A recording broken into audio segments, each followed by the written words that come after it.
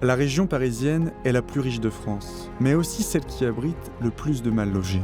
L'obtention d'un logement décent est pour certains un combat difficile. Selon la Fondation Abbé Pierre, 10% des habitants sont touchés par cette problématique. Une dure réalité au cœur de la ville la plus visitée au monde.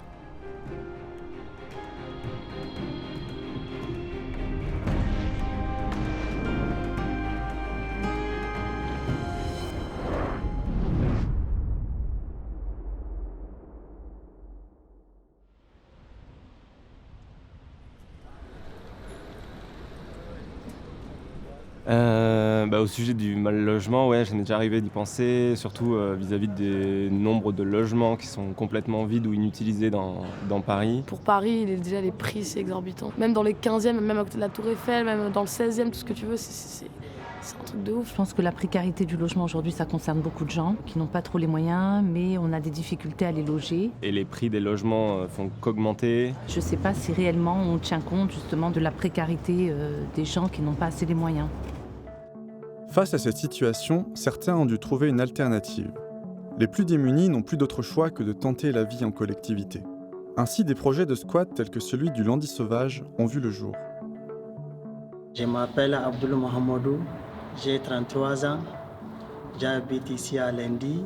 Je m'appelle Tristan, j'ai 27 ans, j'habite depuis 2 ans au Landy Sauvage et ça fait 4 ans que je suis en squat.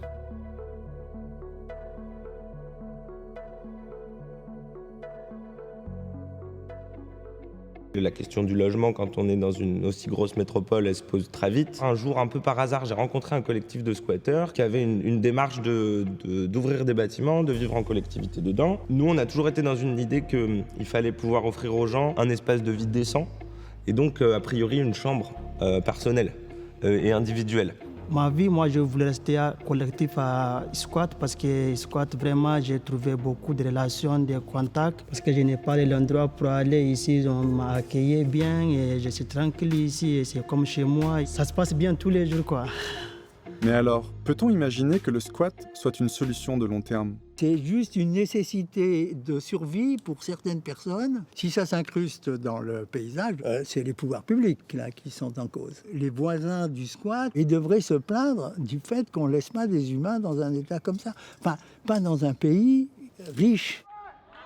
C'est bien sous nos yeux que des citoyens de Paris luttent pour éviter d'être à la rue.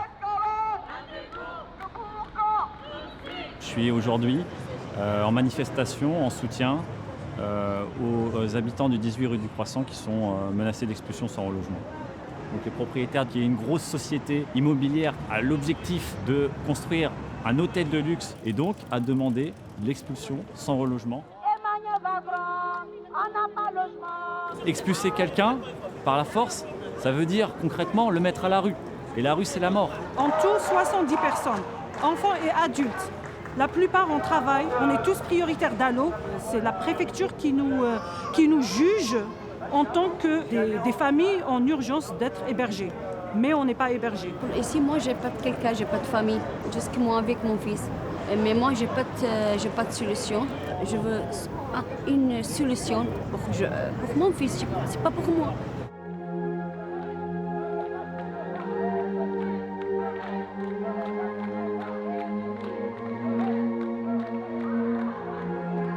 La base de la problématique du logement, c'est le logement cher.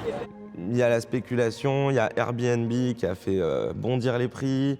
Il y a eu des politiques du logement qui ont été pas forcément soit bien mises en place, soit bien pensées. Il y a quand même des énormes disparités de logement à l'échelle de l'Île-de-France. Les causes, on les connaît aussi, c'est le déficit en logements sociaux. Donc il faut construire massivement. Et puis il faut réquisitionner. Il faut réquisitionner les logements vides. Il n'y aura que des hôtels, il n'y aura que du Airbnb. C'est Airbnb qui gâche tout, c'est les hôtels qui gâchent tout. Là encore une fois, la question du droit de propriété s'oppose face à celle du droit au logement. Et c'est en tension en Île-de-France. C'est le tourisme qui prend le dessus, oui. On passe les touristes avant les Français. L'argent est plus important apparemment que l'être humain. Le logement fait partie des besoins vitaux. Et pourtant, en 2018, seulement 1 personne sur 10 obtient réponse à sa demande d'hébergement. La CAF, la DRIL et les assistantes sociales sont là pour pallier à ce manque.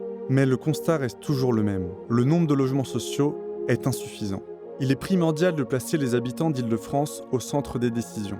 Les conséquences liées à la crise sanitaire ont aggravé la situation et rendu urgent la mise en place de politiques publiques et sociales plutôt que commerciales et touristiques.